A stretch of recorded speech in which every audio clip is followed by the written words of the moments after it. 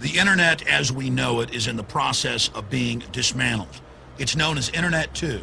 More than a decade ago, a consortium of top tech companies, along with universities and government, began meeting once a year. And they openly said that they would expand the internet, get everyone addicted to using it, and as soon as society was completely reliant on it, they would unveil the fact that it was really a DARPA surveillance control grid to track and trace all human activity. They were really smart. They give you Google Earth satellite system so that everyone gets accustomed on spying on each other. And now the government is using it to harass farmers, to go after people building a shed in their backyard when it violates zoning laws, or to stop people from collecting rainwater. Your name is Tom. You live just off of 5th Street. Nice car, Tom. Nice house. What's not so nice is you owe Pennsylvania $4,212 in back taxes. They've come out and said Google was founded with NSA and CIA money, but it's a lot worse than that. Google has been caught in the United States, Canada, Europe, Asia, driving around, not just taking photos and video for Google Street View. That's just the cover.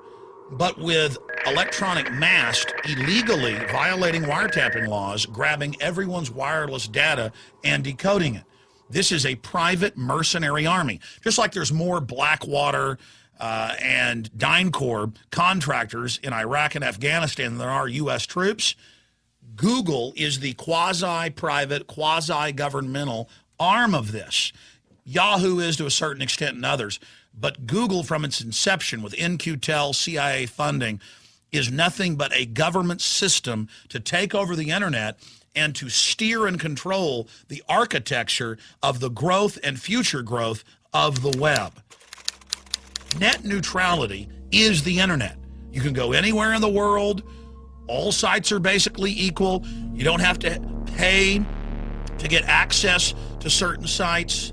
Those sites individually can do that, but to get to their homepage, you don't have to pay any extra money.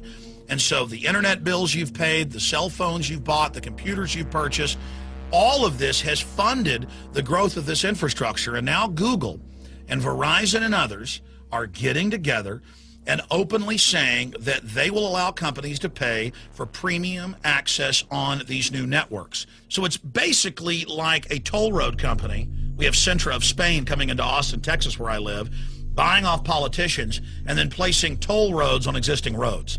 That's pretty much what this is doing. But not only will you have to pay to get access to all sites, sites will have to pay Google and Verizon and others, all the big telecoms are talking about doing this, to be able to get access. So that allows them to censor what you're able to see. And they may not even allow you to pay them so that you can have access to the entire web.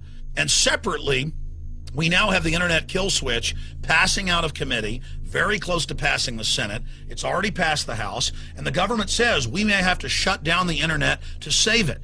So they're taking the internet and turning it not into a free encyclopedia of the world, something always growing, that is truly democratic, where ideas are on a level playing field. No, they have become completely panicked by the fact that the new media in the last year and a half, and they admit this, is now bigger and more powerful than the mainstream media. The mainstream media has been caught lying about WMDs and so many other issues. They have little or no credibility. In fact, it's at all-time lows. So you have this perfect storm of major corporations who are getting their butt kicked by the free market on the web, and the government who's being discredited worldwide, all coming together, whether it's in Australia or England or Canada or the United States or communist China. The same systems of control are openly now being implemented. The FCC saying they're going to regulate the internet. We've got the Federal Trade Commission saying they want to tax the web. And we've got Google and other major providers coming in and saying that they're basically going to have a hostile takeover of the web as we know it and kill it. All it's going to be is basically like a glorified Netflix, where you have a few thousand choices, or a glorified cable system where you can only get to the big mega establishment sites and won't be able to get to the alternative sites. The Internet 2 Consortium admits that this is their plan. In fact, their slogan is "the internet is dead." and they celebrate that they are killing the old, free, open, organic internet and forcing you onto this corporate internet. It's very similar to what happened about 90 years ago. They had just developed radio. It had become popular. A lot of people were using it, and the FCC came in and shut down the spectrum and only allowed select corporations to be involved. But they could argue that there was a limited spectrum then because it was broadcast. It was going through the air. This is different. The internet is unlimited.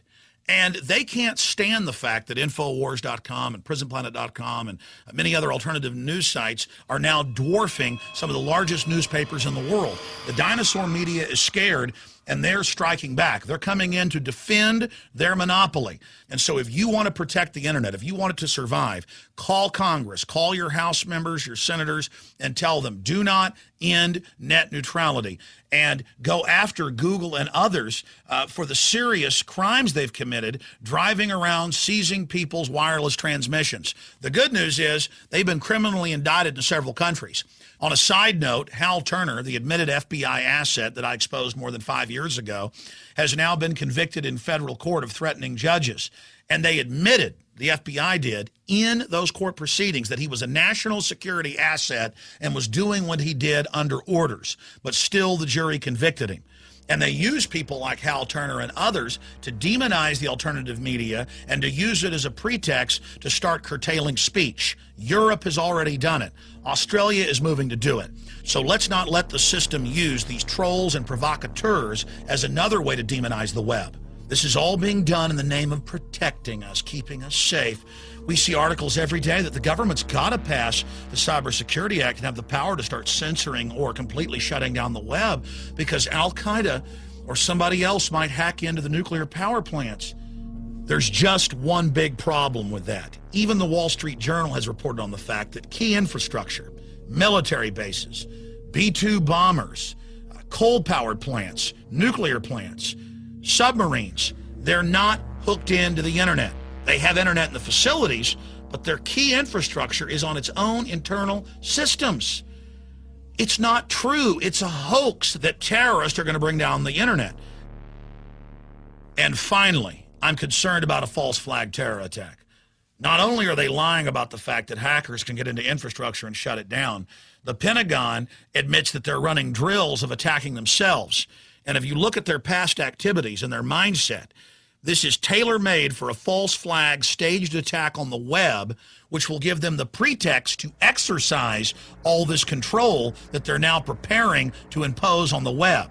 The denial is over. This is really happening. Get the word out today. Send this video and the links below to everyone you know, and let's keep the internet free and open. The system is scared for a good reason. The population of the planet is using the internet to really educate themselves and to rediscover liberty and freedom. And the would-be tyrants are scared. They want to keep their corrupt system going. Thank you for watching.